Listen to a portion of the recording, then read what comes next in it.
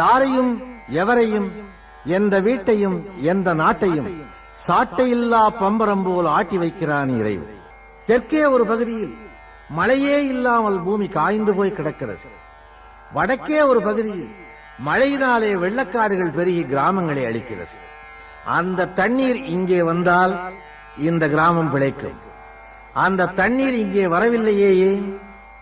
பருவத்தாலே ஆண்டவன் இரண்டு பிரிவுகளை உருவாக்குகிறார். மழை இல்லையே என்று எண்ணுகிறவன் அவனை நினைக்க வேண்டும். ஐயோ இவ்வளவு மழையா என்று எண்ணுகிறவனும் அவனை நினைக்க வேண்டும்.